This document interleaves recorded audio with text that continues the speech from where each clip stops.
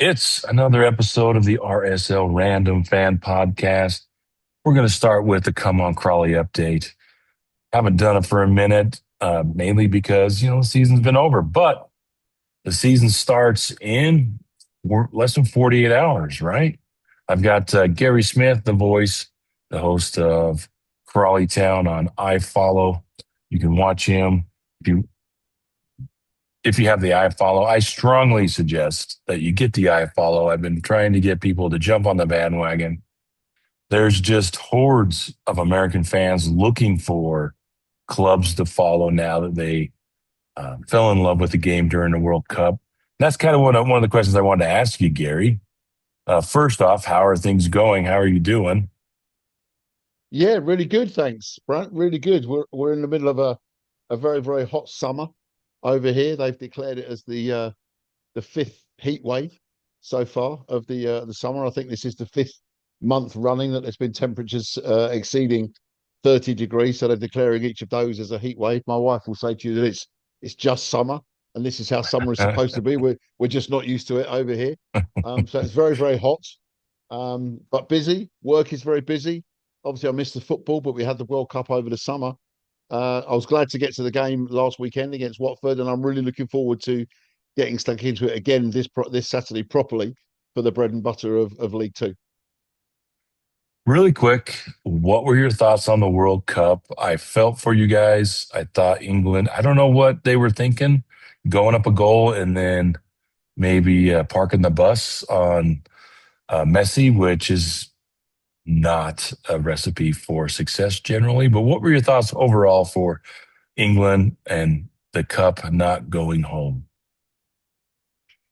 Well, I mean, in general, I think it was a fairly good World Cup. It's obviously difficult when it's spread over three host countries, but I thought, and I'm not just saying it because obviously you're there in the States, but I thought the States and Canada and Mexico all did a good job in hosting. I thought there were some tremendous games. There were some tremendous performances from some of the outsiders. You look at Cape Verde and countries like that who performed really, really well. England, obviously, I'm delighted to see them finish third. I didn't think they played hugely well in every single game. They played well in the second half against Croatia. They played well against Mexico. I'm with you in the fact that they didn't need to try and defend things when they went a goal up against Argentina in the semi-final because there was too long of the game to go. If they'd gone 1-0 up with 10 minutes to go, I probably could have understood it more. But to give Argentina that amount of time, as much as over here we don't like Argentina, I'm speaking sort of generally there. There was too much of the game to go and too many quality, talented players in the Argentina side who could turn things around. And they really then decided to up their game, didn't they, Argentina? And I think the other thing that really hurt for us was the timing of the goals. The equaliser with 5 minutes to go, the winning goal inside stoppage time at the end of the game gave England absolutely no time to recover, and not the players on the pitch who were then going to recover the situation. So it was deeply upsetting. I watched it round at my in-laws and drove home in. Wendy was with me, and we sort of drove home in silence. And Wendy was going, "Well, this is nice. This is good. How long is this going to last?" And I said, "About 4 years, probably, until the next tournament starts." I take it very, very. I take it to heart a lot, Brad, when England get knocked out of a competition, because I really, honestly thought not. I'm not saying we'd have beaten Spain in the final, because Spain were tremendous against Argentina, and I'm really glad that they won. But it would have been nice to have the opportunity to be there and be in the final, which obviously we haven't been since 1966. But we have achieved our best finish in a tournament since 1966 in a World Cup anyway. So I guess of all the teams that entered, of all the teams that played in the tournament, of all the teams that tried to qualify and didn't qualify, for England to come out third, I guess when you reflect on it now, is not a bad showing, really. You just think about now what's going to happen moving forward, because by the time of the next World Cup, players are going to be obviously 4 years older. So where does the squad, how much of that squad is going to stay together for the Euros in 2 years' time, and then the World Cup another 2 years down the line from there?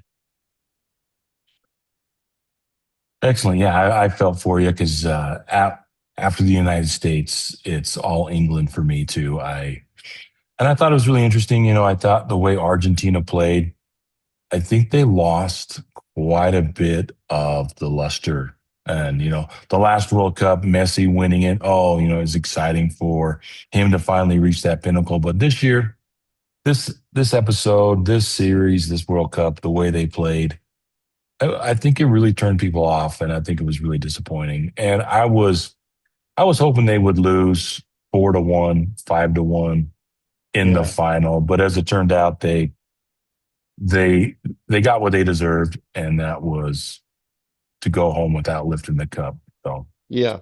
One goal in a final, Brent, is generally enough when you look back over not just World Cup finals, maybe Champions League finals, FA Cup finals and things. One goal is normally enough to win the game. And I was quite glad that Spain got it because Argentina they clearly just played for extra time, and in extra time they were clearly just playing to try and take it to a penalty shootout. Then they got the red card and everything, didn't they, as well? So everything was yeah, it was going in wonderful. Spain's favour. It was just a case of could Spain break Argentina down? And thankfully they did without having to go through the lottery of the shootout and stuff like that. So yeah, I mean, I guess for us over here, if England can't win it, at least it went to a European nation, I suppose, didn't it? Yeah, so that was nice. So I really enjoyed it. It was fun seeing the United States, and it was kind of muted to start before all of the baloney. If you follow any of the news on where we're at the moment, the political stuff just kind of seeps into everything. So it was there wasn't a lot of hype. It wasn't like a glorious start, but in the end, the soccer won, which I thought Yeah. was fantastic, and a lot of the great stories of people coming from all over the world and finding out that the United States uh, is not, our elected officials. It's more than just what you see on the news. Um, there are a few nice people over here, so it was nice to see people find out, how truly big the United States is. It's massive. It's 40 times the size of England, Mm. and so yeah, there was a lot of fun stuff. So I really enjoyed that. And one of the things that I found really interesting, it did birthed a lot of new soccer fans. And there was a lot of soccer fans on social media. They were wanting to know who should be my Premier League team. And it was interesting that that's where they went. They didn't go, who's going to be my Bundesliga team? Who's going to be my La Liga team? But from what I saw, most people are, who should be my Premier League team? And my answer was always have some guts and start with Crawley Town, right? Don't be a front runner. So I thought I'd ask you the question, Gary, why should people be Crawley Town fans? And also, if they don't want to, start at the bottom and work their way up like I'm going to do, why should they be Brentford fans? Because you are a massive Brentford fan. Yes, I am. So I don't maybe invite people to follow both or either. Why should these new American fans follow those clubs? I think there's quite a lot of similarities actually between Crawley and Brentford, as strange as that may seem, with one club in League Two and the other in the Premier League. Brentford are just about to enter their fourth or sixth season, I think it might be, within the Premier League. Um, they seem to keep churning out transfers and finding players to bring in, but they are, in terms of the similarities between the two clubs, they are both very, very family orientated. And Brentford will never be a side, unfortunately, for me and for many other Brentford fans, that will challenge for the Premier League. Brentford's expectations have to be every season that we will finish above the bottom three. And anything above that is an absolute bonus. But it's a great family club. It doesn't cost an absolute fortune to get in. You haven't got to pay, 100, £200 a seat or anything like that. It's fairly, if people are coming from the States, Brant, it's fairly accessible from Heathrow Airport. Be one of the closest clubs to get to if you're landing at Heathrow. And it's a good place to start. It's a good atmosphere. It's a good level of football. And you would sort of feel, I think, like you're not jumping on the bandwagon in terms of you're going to support Manchester City because they're regularly winning trophies, or you're going to support Arsenal because they're regularly winning trophies. Brentford is a proper family club. They're very, very well run. They're not splashing out millions and millions of pounds all the time on transfer fees. They're always finding little sort of rough diamonds to bring in. This season, for example, Callum Wilson has come over from West Ham on a free transfer think he could be a great signing. We've lost Jordan Henderson, who was also part of the England squad. He's gone to Chelsea. They've signed Anthony Daniel as well from Burnley, who got relegated last season. He looks like an exciting prospect. But we're signing players for, when you read Manchester City are going to pay 100 million for this player. Chelsea have signed, who did they sign? Morgan Rogers, 117 million or something like that. That's way beyond what Brentford can afford to pay. So for Brentford to be able to survive in a division that contains Manchester City, Arsenal, Liverpool, Manchester United, Chelsea, Liverpool, Tottenham, all these sort of clubs is a fantastic achievement. And the more people that can get behind them, the more people will hopefully see that. And I think that's a very, very similar story with Crawley. It's very, very family orientated. It's very affordable. You've been there yourself, Brent. You know, it's a nice stadium. It's not one of the biggest stadiums in League Two by any stretch of the imagination, but everybody is made to feel welcome. There's a real hospitable feel around there. The fans are all very much together in what they want to do. I know sometimes, yes, they get on the back of the players and they get on the back of the manager if results aren't going their way. And fans, I think, have the right to do that. They pay their money. They have the right to voice their opinion to a certain degree. That happens at every club across the country, I'm sure. Any club that loses this coming Saturday in the opening day of the season, you know, they're suddenly 3 points behind. They lose the next game, they're 6 points behind. But Crawley is you know from the promotion season a few years ago, Brant, very, very much a together club. And you are made to feel, as far as I'm aware, and I can only speak from my experience of going down there, made to feel very, very welcome indeed. And it looks like this season is going to be a very, very good brand of football, and Crawley will surprise a lot of people. And I'm also led to believe, Brant, I don't know how true this is, that Crawley have a very good iFollow service and a couple of decent commentators and a very, very good service on the BBC local radio, which is always, always very important as well. Yeah, I follow is fantastic. I rarely miss a game. I watch every Saturday, every Tuesday, whenever they're playing. I enjoy watching it. And, you know, one of the things that's I find enamoring with Crawley Town, I mean, just found them accidentally when we were over there on holiday with our family. And we went to a game and I told the story a million times. I said, whoever wins the game is going to be my team. Crawley won. They beat Luton Town. And Luton Town has rose to the Premier League, and now they're back in League One. So, and Crawley, you know, they did have the promotion to League One, which was fantastic, and then immediately back down. But it's a really engaging and small club that if you're like blue collar, that really feels blue collar, and I'm sure maybe that's Brentford as well. It's more of a people's club. And I don't have any illusions that Crawley Town is headed to the Premier League in my lifetime, but I'm going to be there if they do. But it is fun to follow these clubs and not be a front runner. So, but you know, everybody finds their clubs however they find them, and but if you're a new fan this season, I agree with you. Don't be jumping on Man City, Man U. I think the other thing that we need to say, Brant, about the Premier League and League Two is most people this season will probably be able to predict who's going to win the Premier League, won't they? It'll be Manchester City, it'll be Arsenal, potentially it might be Manchester United. It'll be one of those sort of bigger sides, won't it? Everybody across the country is probably unable to predict who's going to win League Two. There's a lot of people who have their favourites for who might win it, who might go up, who might get in the playoffs. Crawley are there amongst many people's favourites to be relegated again, as they are most seasons. But I think that's another thing with League Two is it's very, very difficult to guess at this stage, looking ahead to 10 months. This time last year, would many people have picked Bromley as the team that ended up being the League Two champions? Probably not. No. Would people have picked MK Dons to be one of the sides that went up? Yeah, possibly. Would people have picked Cambridge as one of the sides that would go up? Maybe, but who knows? But that's the beauty of League Two. every side on their day is capable of beating each other.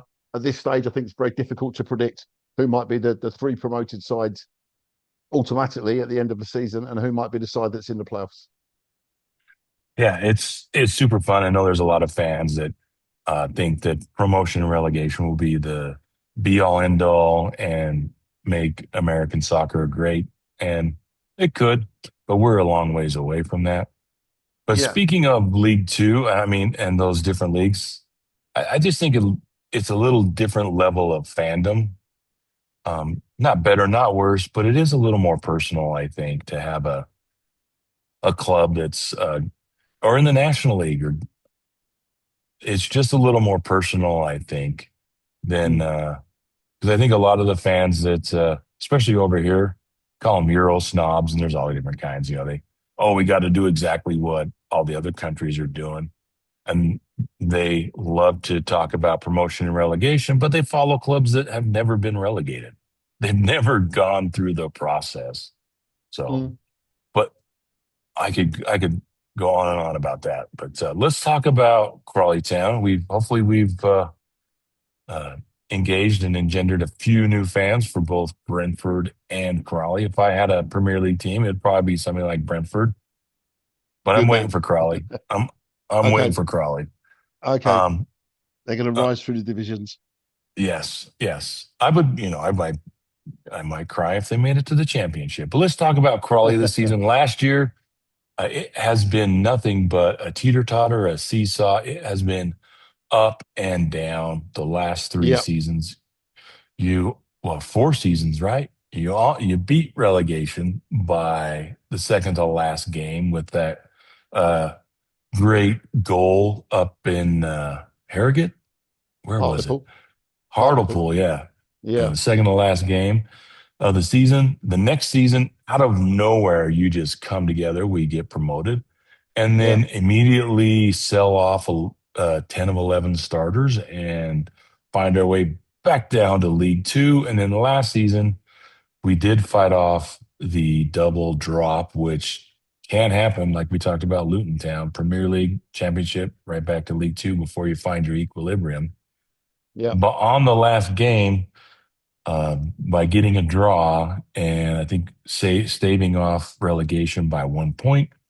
And I think the reason that happened is because my daughter and son-in-law and two grandkids were at that game, so they were the lucky That's that. charms Yeah. that Yeah. That's definitely it. that Yeah. they I my heard. I grandsons. heard that. Oh, you did? Okay, excellent, excellent. I wanted to make sure they got out there. My grandsons Yeah. did say they rushed the field. They're 7 and 5, and they almost got run over by players, but I think that'll be a lifetime memory for That's fine. We don't encourage running onto the field of play, but at that stage, when the them. final whistle went and Crawley was safe, then yeah, I was close to sort of running down from the commentary position and getting on the pitch myself. If I could have taken my microphone with me, I might have gone down there, got on the pitch, and got some immediate interviews with some players about their feelings at that stage. But Yeah, it would have been. yeah, that was great. It looked joyous. So let's talk about Crawley Town this season. As you Mm, mentioned, everybody's saying favorites for relegation again, yeah, but I don't know that I've seen that. Like I said, I haven't. I don't have it all right down because life gets in the way. But I, from what I've seen, I like the coach. I like the style of play. He seems like he's a yep. player's coach, which is what you need on a club like Crawley. Scott Lindsay was, I love that guy. And I was really surprised he couldn't make it through last season. They almost did, almost did. But Mm.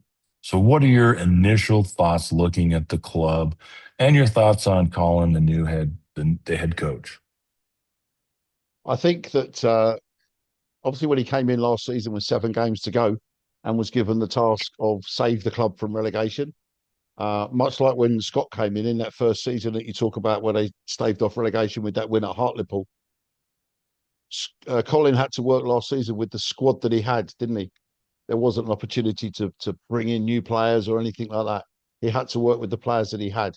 Now that he's had the opportunity of a whole summer and a whole pre-season to try and put together a squad that he wants, I did say to him a couple of weeks ago after the friendly victory against Eastleigh, do you feel like you're in a different position now because you've been able to put this squad together yourself? So sort of now, if it goes wrong, it's all down to Colin. If it had gone wrong at the end of last season, people could have gone, yeah, but he only inherited that squad. That wasn't his squad. And I mean, to win those first two games at home against Gillingham, that when Colin came in, at home against Gillingham, away at Newport County, from that stage onwards, I didn't think that relegation would be a possibility. I thought they would be okay. I've got to be honest. Obviously, I couldn't let on that fact on air and that we thought that everything was going to be okay. But Tony and I both said that after those two wins, that they would be okay. So I think from what I've seen so far this season, I saw the friendly away at Eastleigh a couple of weeks ago with Tony. Just watching the game was quite a strange experience and not commentating on the game. And then obviously we did the game at Watford last week.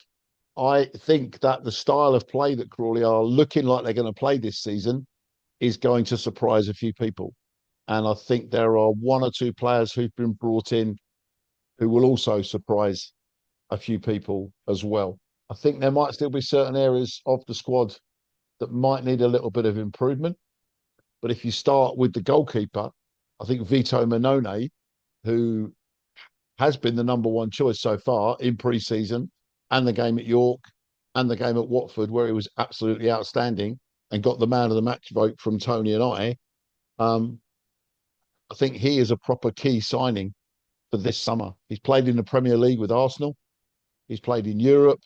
He's got a wealth of experience. I think he's 37, 38 or something now, but he's also come in as a player coach. So he's there also to coach the two younger goalkeepers that are in the squad at the present time. So I think he's a key signing. And I think Jude Arthurs, who's come in from Bromley, I think he's another key signing. I think to be able to bring in the captain of the side that won League Two last season was a major masterstroke by Colin or whoever pulled the strings to make that happen. So I think he could be a big plus this season. I think the one And area, that is, what's that? who was that? Jude Arthurs. Okay. Jude Arthurs, yeah. And he captained the side at Watford last week. So it may well be that he is looking like we'll see on Saturday, obviously, when the team comes out. Because I think at Eastleigh, there was a team in the first half and a team in the second half. I think Charlie Barker captained the side in the first half. Dan Horsey captained the side in the second half. But Jude Arthurs looks like he might be the man now that we've got into competitive games who will be the captain going forward. So, like I say, I think that was a masterstroke to be able to get him in. And the other player that's excited me during pre-season is Stephen Duke McKenna, who is going to play wide out on one side. He's been playing down the left-hand side of a three-man midfield just behind DiBiase, who's been playing up front. So it's been Ebiowe on one side, Louis Watson, and then Stephen Duke McKenna. Stephen Duke McKenna was at Harrogate last season. Obviously didn't have a great season, excuse me, because Harrogate went down.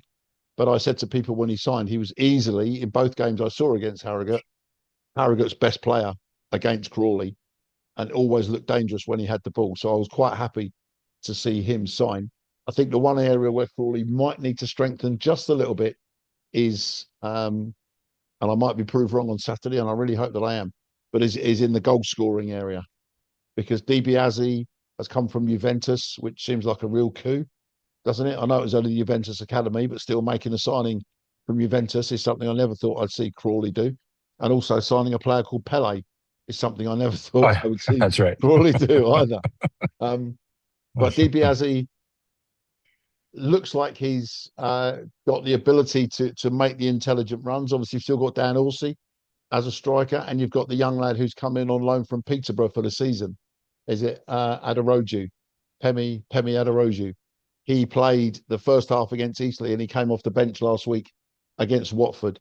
He looks like he's got that intelligence of when and where he needs to make a run for a striker for the ball to be fed into the right areas. And so you just then hope that with Ebiowe one side and Duke McKenna the other side, given that we lost Harry Forster and Dion Pereira, I think is out injured at the moment, you hope the service is provided for the strikers to do what they need to do. But it might just be that Crawley might want to look at one more striker. And I seem to feel like we're saying this quite a lot every season, to do with bringing in someone who's got that bit of League Two experience and has scored goals in League Two and knows the league very well and is going to chip in for you with 10 to 12 goals. And someone maybe that you could bring off the bench who you think, yeah, they'll get a goal. If we're chasing a game sort of 1-0, 20 minutes to go, someone you could bring in or bring onto the field of play who will be able to get you that goal to at the very least get an equaliser. So And that's my thoughts on the squad as it stands at the moment. and Orsi's still around, right? Yeah, Orsi's still around. He did a bit of commentary with us, didn't he, towards the end of last season?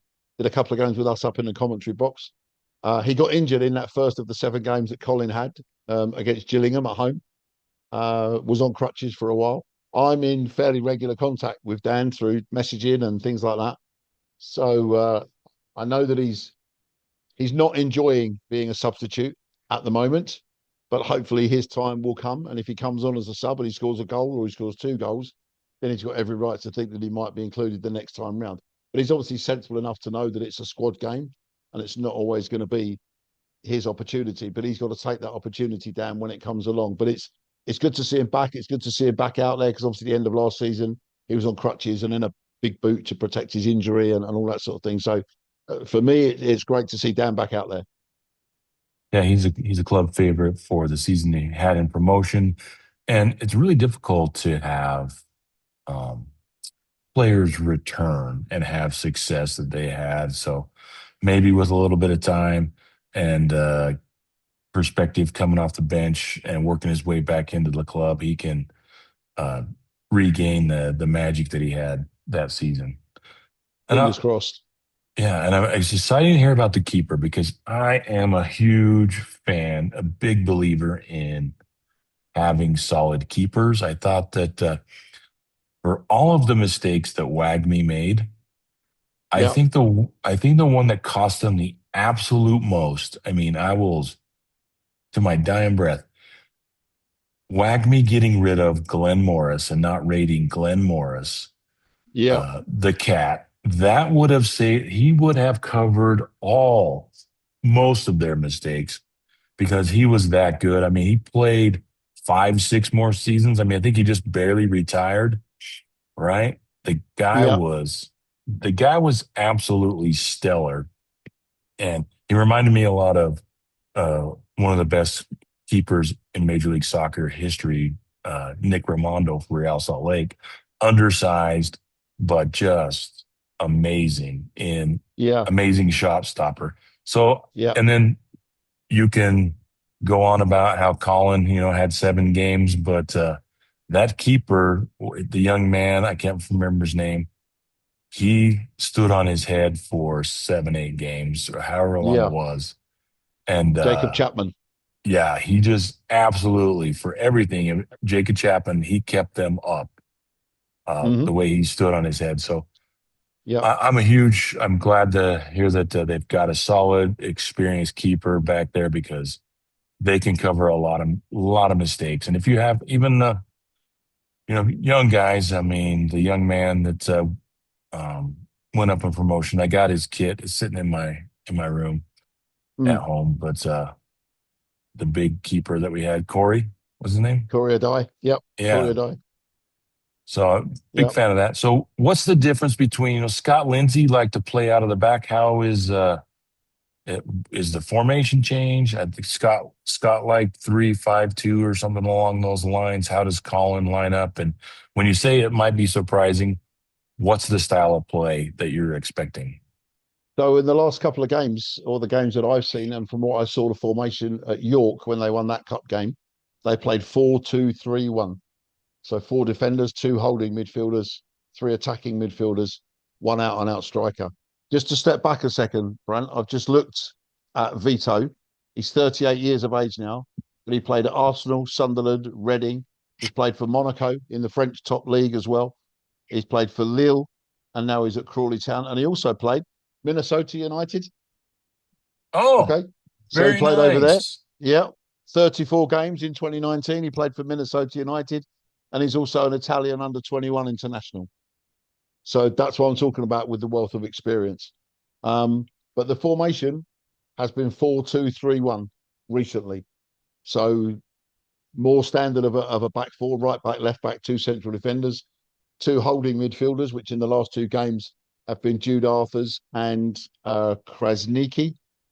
I can't remember where we signed Krasniki from. Then it's been the three ahead that we talked about before. So Louis Watson in the middle, Malcolm Ebiowe one side, Stephen Duke McKenna the other side, and Gianmarco Di Biase as the out and out striker. The four at the back last Saturday at Watford were Keller Gordon on the right, Charlie Barker and Akin Onimeo in the middle, and Adi Adiamo at left back. But at the game at York, it was Priestley Farquharson who played alongside Charlie Barker. And Priestley Farquharson has probably got to be the poshest name in football that I've ever heard, Brant. And there's a lot of names on the squad sheet this year, the roster as you like to call it, where there's going to be a lot of Practice. yeah, there's going to have to be a lot. I'm going to have to get my head around the the pronunciation of things quite a lot because obviously opposition commentators are going to ask me for things. So I'm just trying to have a look at whether the thing has come out now. So yeah, Benone, there's Pele, isn't there? There's Priestley Farquharson, there's Malcolm Ebiowe, there's Duke McKenna, there's Pemi Aderoju, who's the guy on loan from Peterborough, DiBiase, Osman Kamara, who's on loan from Blackburn Rovers, Ferrazai, Jude Arthurs, Pereira, Odimeo, Claudio Kresniki, Nathan Tinsdale. The other reserve goalkeeper, or one of them, is Jackson Izquierdo as well. I had a chat with him the other week. Michael Michalski, who's another reserve goalkeeper, Ty Ewans Finley, and Amari Mauricio. Apart from the names that we already know, those are the players that are sort of making up the squad at the moment. So there's going to have to be, I think for me, a lot of trying to get my head and my pronunciations right for Saturday because I don't want to get it wrong. Yeah, where are all the Dave and Dans, right? Where'd they go? Yeah, yeah, or Gary's. Where's where's Or any Gary's. where's any player called Gary? Just sign someone called Gary. Perfectly fine. Pele Arganese McDermott. I just said to Tony, we're just going to call him Pele in a commentary because by the time we get his full name out, he'll have moved the ball on up to the other end of the field, and we'll be well behind the play. So, any players you talked about coming? We talked about people coming in. Any player you think that you were surprised that didn't return, or you really wished returned? I'm a huge Harry Forster fan. He's a little undersized, but he's quick. He always Yeah, seemed to uh, make plays, but he did have a tendency to pick up a knock uh, yeah, a bit. But yeah. He would. what about you? Yeah, Harry Forster, I'd agree with. I was a little bit disappointed that Josh Flint didn't have any sort of contract. Um, what do you call it? Renewal? Lengthening of his Yeah. contract, a renewal of his contract. I'm just reading about it now. And Max Anderson, I was also disappointed that he was allowed to go. I don't know if these people have been tied up with other clubs yet. And another player, I know that he divided opinion, but I thought he was always good value when he came on the pitch, and he was certainly always good value to talk to after a game, was Harry McCurdy. I know people either liked him or they didn't like him, but I think 8 goals in a side that obviously really struggled last season was quite a good return from Harry. When he signed, people were saying to me, okay, now that he's with Crawley, Crawley fans will love him. Opposition fans will not like him. And that was pretty much the case throughout the course of the season. But he said to me many times in an interview, it's like water off a duck's back, Gary. I really don't care about that. To be honest, I'm just out there to play football. I was very, very surprised that he was let go and not given an opportunity to sort of prove again what he could do this season in hopefully a better squad than what Crawley had last season. And I'm led to believe that it was, I don't know how true it is, it was a 37-second phone call to Harry to tell him that his contract wasn't going to be renewed and he was just going to be allowed to go. That seems a little bit unfair as well. So I wish Yeah, I Harry all remember. the best, and I hope that he gets sorted out with another club soon. Yeah, I remember that in the end of the season. I don't know that I was. You're closer than I am. You're there every week. I don't know that I was too surprised at Harry McCurdy. I think he, 8 goals is 8 goals, but I thought that he could have maybe contributed a little bit more, so to speak. Seemed like he was Mm, out there, when, and this goes to when teams are struggling too, when players feel like they need to take the game on their back. Somebody has to make something happen instead of just working together and making something happen. So I thought there was a lot of times where Harry could have made that extra pass and just kind of didn't. But that yeah, was the case with a lot of players last season. It was not anything to remember. So there was a lot more struggles than uh, good times last season. good Although, times. Yeah, I think Harry made no secret of the fact that he got frustrated at times, and obviously he had a red card or maybe even two, didn't he, during the course of the season? So he did get frustrated when things weren't going the right way, and obviously that happened a lot for Crawley during the season. When things were going okay and Harry was on fire, then he was absolutely fine. You know, two goals at Chesterfield, the two goals at Newport, that was one of the first wins under Colin.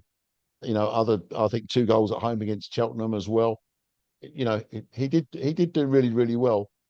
I think for Harry, he deserved more, even if his contract wasn't going to be renewed. I think he deserved more than maybe the way that it was handled. But I'm not privy. He might be saying it was a 37-second phone call. It might not have been.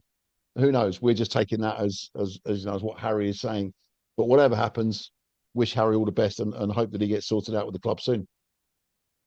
so what are your thoughts on Crawley Town? Where do they finish? Everyone's, excited. They're going to get promoted right today, but we'll see when they Yeah. drop when the ball gets kicked. We'll see how they look. But what are your initial thoughts?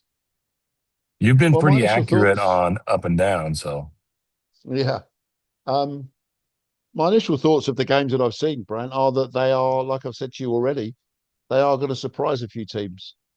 They they they didn't struggle against Watford last week, but Watford are championship side, right? So they're at home. They're entitled to have more possession, force more of the play, force Crawley into being a lot more defensive. And they were. But they defended for 98 and a half minutes without Watford managing to break their resistance. 30 seconds to go, suddenly Watford find a goal that, you know, an absolute worldie that the guy will never hit a shot like that again.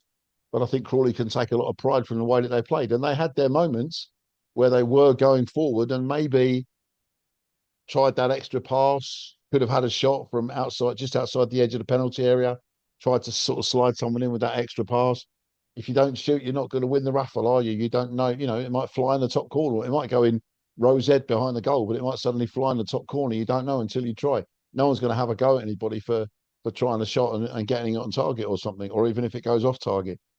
So I think given, you know, and I don't mean it disrespectfully to any of the other sides in League Two, but given that the standard of opposition won't be the same for Crawley as it was last week, I think they'll take, despite the defeat, I think they'll take a lot of positives from the game, from the performance, from the defensive display against the championship side into this coming Saturday.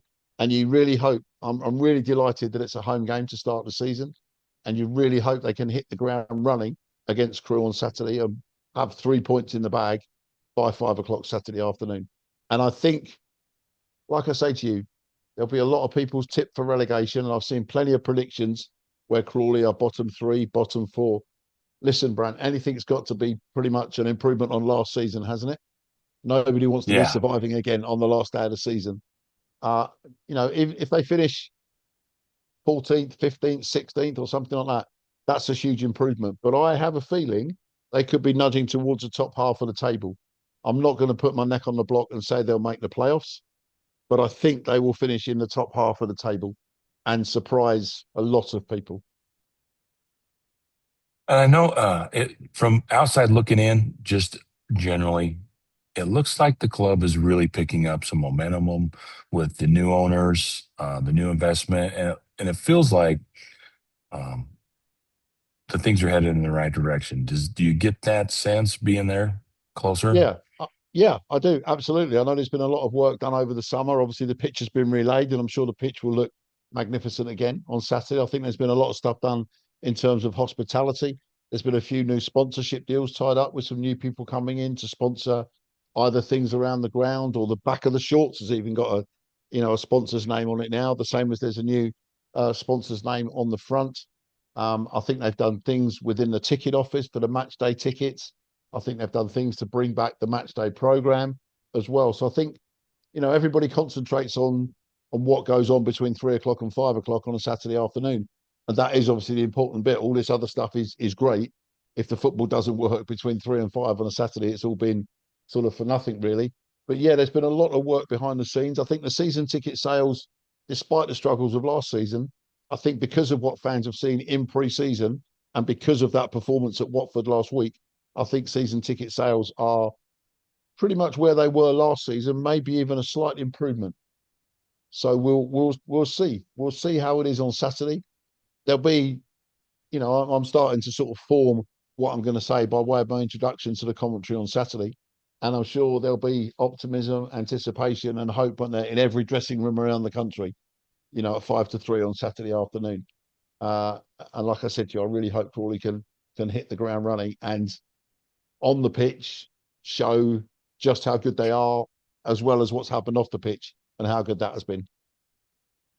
And do you have any thoughts just on League Two in general? Is there any club that you think is the standout club day one? Anybody standing out, or is it just like going to be another League Two season where who knows? I think there'll be some surprises. I think there are some sides that when I see people's predictions, there's a lot of people saying that Bristol Rovers will be there or thereabouts. And I think that's Crawley's second home game of the season, isn't it? When Bristol Rovers come to the Broadfield Stadium at the back end of August. So I think that could be a good mark of how good are they and how good are Crawley at the time.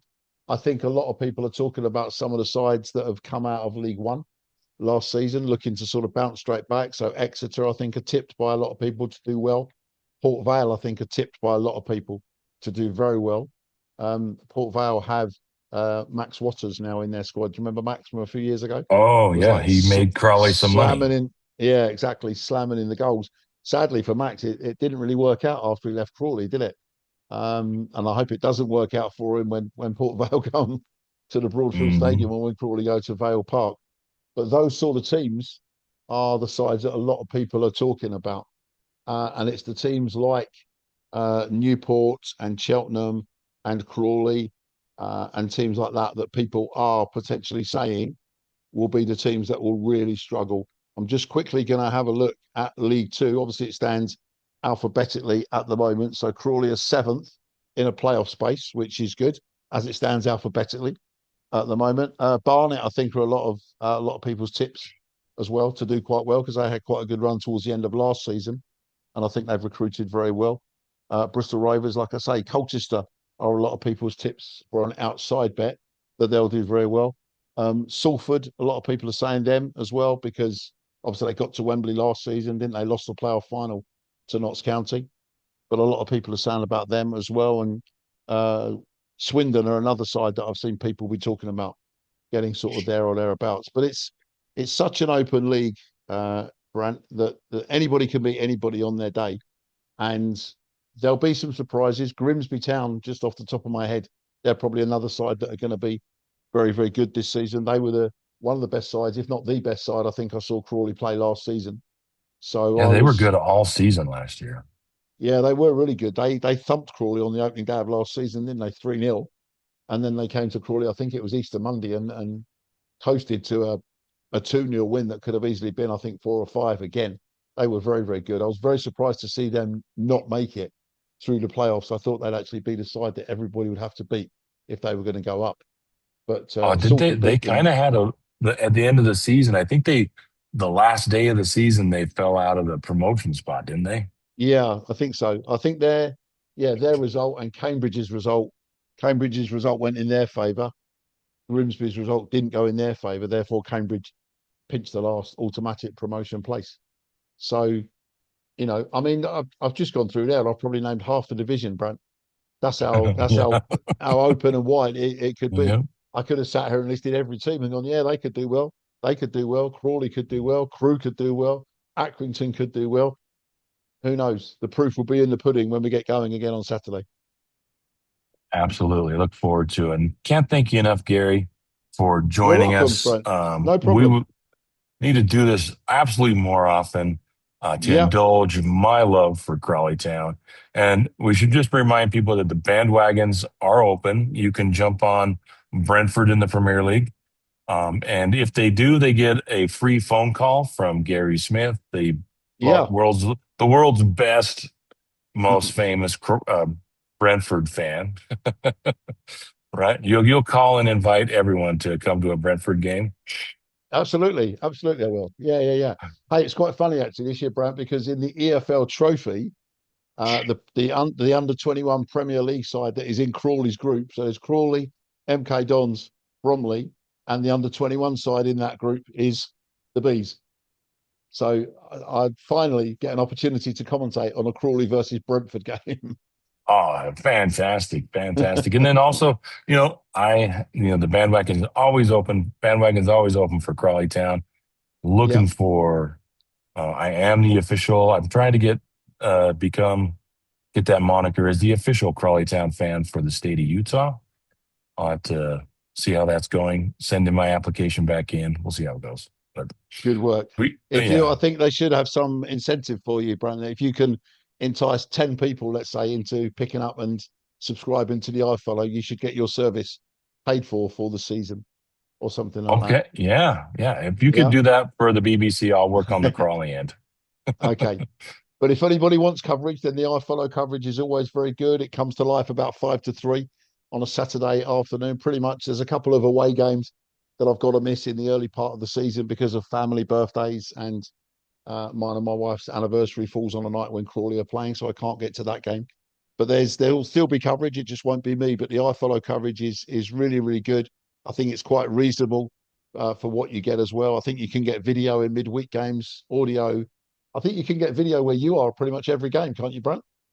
Yeah, I think there's a couple competitions where I don't get video. Yeah. Um, and they're not the big competitions. They were something else, maybe the Senior Okay. Cup or something. But Okay. I think you get the Carabao Cup and maybe even well, they're done in the FA Cup. The FA Cup, I think ESPN or someone over here covers that as well. But Okay. I look at it as just like it's cheaper than a season ticket. It's like buying a season ticket, right? I think it's Yeah. 178 pounds for, Uh-huh. you know, uh, 40 something games. And you can go in there and watch the replays if you miss it. So I enjoy it thoroughly. It's the way I follow him and the commentators. Yeah, if you text them during the game, email them during the game, they'll read out almost whatever you say. So that's Absolutely. always fun. We Absolutely. have I just have to make sure that I read through it first and that there's no swearing or yeah. anything involved before I actually sort of get going on air or anything. Yeah, So, yeah, but that's cool. yeah. That's worth having Gary read your text is worth the admission. So thanks so Thank you, much Brent. for. Thank you. We want to wish the best for both Crawley Town and Brentford, and welcome all the new fans. And have a great call on Saturday, the first game, and Thank you, we'll Brent. be checking in as we go during the season. It's going to be a great season, right? Yeah, absolutely. It's going to be a wonderful season. We'll be talking again throughout the season, and we'll be talking this time next year about how good the previous season was. And fingers crossed, my predictions that their top half will be true. And no doubt I'll hear from you during the course of the game on Saturday. More than likely, I got a barbecue, but you will be hearing from me. And then also, Oh, if they make it to um, Wembley again, I'm definitely getting a ticket. I'm still kicking myself. I mean, I've not made of money, but no, no, it doesn't happen very often. So what a fun time. no. Absolutely. Absolutely. We'll see you there underneath the arches at the end of the season. Yeah, absolutely. Thanks, Gary. We'll see you later. No worries, Brent. Take care, mate. All the best.